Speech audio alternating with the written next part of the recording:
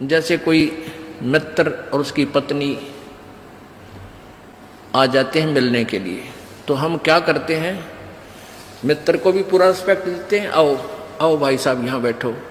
उनकी पत्नी आती है, आओ बहन जी बैठो, और प्लेट ले आवे, सब्जी आप ठा के ले आवे, ले खाना खाओ, है बिस्कुट खा लो, चाय पी लो, कितना प्यार देते हैं।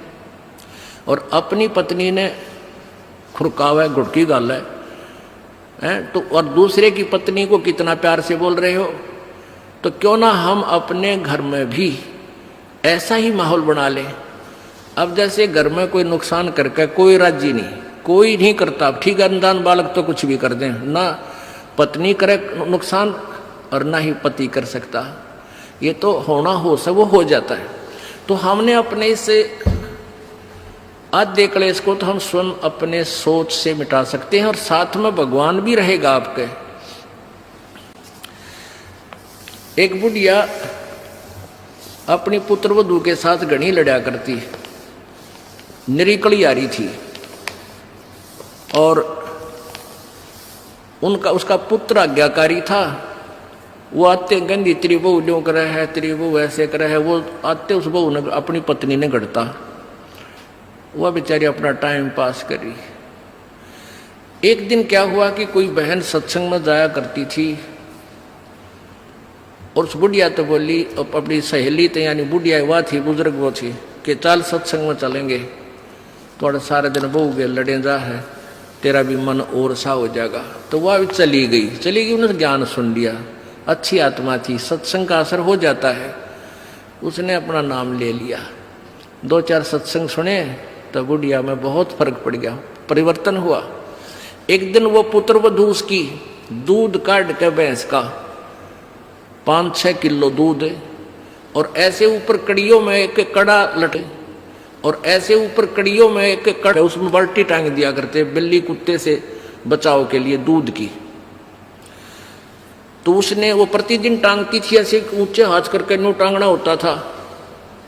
तो वह दूध काट के ले आई पुत्र वधू, और उधर से वो उसका ध्यान दूसरी साइड हो गया, और वो नो करके एक बार तो नो कर लिया, अभ्यास सा था उसका बड़ा है, नो करके नो किया, वो उल्टी साइड तो लग गया, और वो टंग्या को नहीं, उसने सोचा टंग्या छोड़ दिया, वो छोड़ते बाल्टी नीचे गिर गई, सारे फर्श पे दूध फैल गया।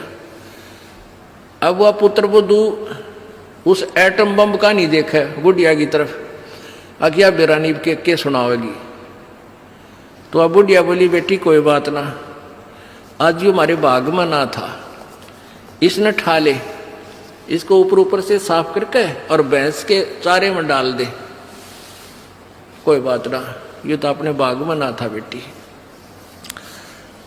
अब पुत्र बुद्धू सुन होगी कि आज इस तोब में तो गोले ना लिख ले, यद बहुत मीठी बाणी बोली, ये कौन सा स्टेशन पकड़गी बुढ़ी आज या।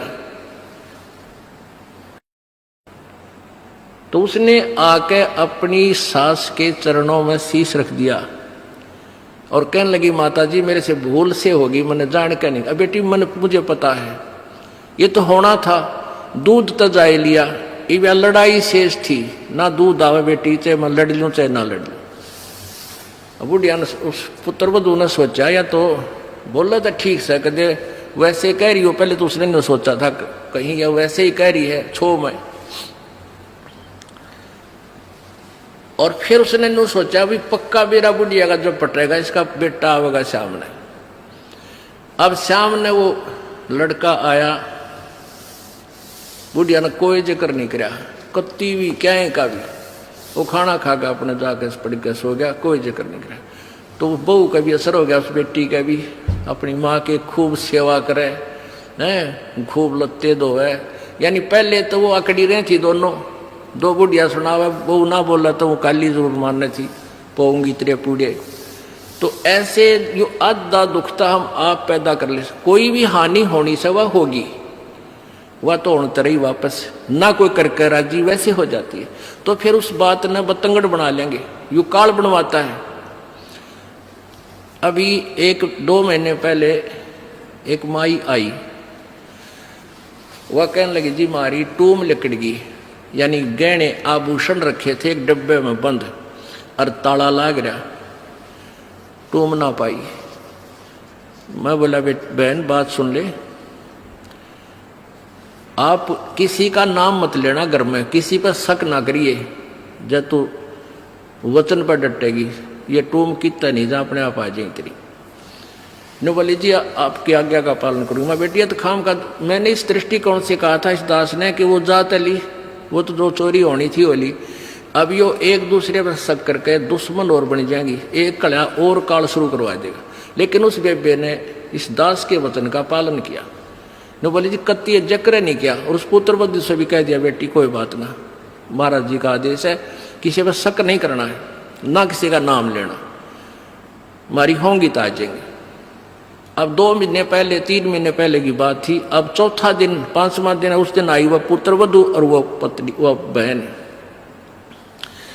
न्यो बोली जी वह न्यो की न्यो पागी टूम 2 तालियां के भीतर, और इस बउआ का हाथ लगी या भाजी आई कि माँ देख टूम न्यो की न्यो दरी इसमें, और वही डब्बा न्यो का न्यो उन तालियां के भीतर है। कल बतावा रो में चौथा 5वां दिन आकर। तो पुण्यात्माओं इस युग काल चाव है कि इनके रोज जूत बाजे, किसी भी कारण से पिता पुत्र की, भाई बहन की, और आपस में पति पत्नी की, सास बहू की, इन्होंने तो फिर आपस में फिर समाज की।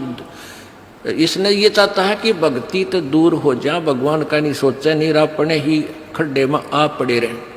और परमात्मा चाहता है ये बच्चे आपसी राग द्वेष छोड़कर मेरी तरफ ज्यादा ध्यान दें।